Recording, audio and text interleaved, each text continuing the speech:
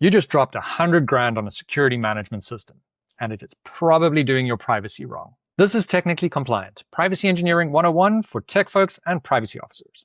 Something that I'm starting to see over and over, and it's something that I research so much because the request comes up from my clients over and over again, is these security products that claim to do privacy compliance. And it tends to go one of two ways. Either they say privacy compliance, but all they're doing is data subject access requests and consent management, or they're doing security management and trying to label it as privacy management, which it really isn't. I think the big thing is there's a difference between data mapping in the security context as well as the privacy context. If we look at the security context, data mapping is around where the data sits and what systems it's in.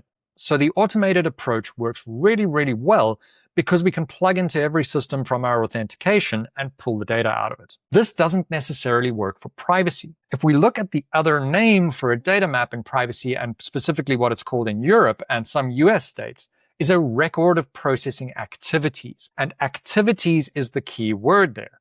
If we're looking at systems, we're not necessarily looking at the activity that processes that data. Having the data stored in Salesforce is not the same as the activity of a salesperson phoning someone and doing a cold call and capturing information. Different people in different roles use the same system in different ways, so your activities go out of whack if you're trying to just process it by one system. When it comes to privacy, your activity mapping must be done by activity. For this reason, I say that a lot of these security platforms do not work well for privacy. They cover your systems, but they don't cover manual processes, and they don't cover the way different teams use the information. And that leaves you with an invisible privacy compliance gap that you've got to deal with. That's not to say that all security platforms do this. There are some really good ones out there, and you need to query your platform to see if they are able to support this.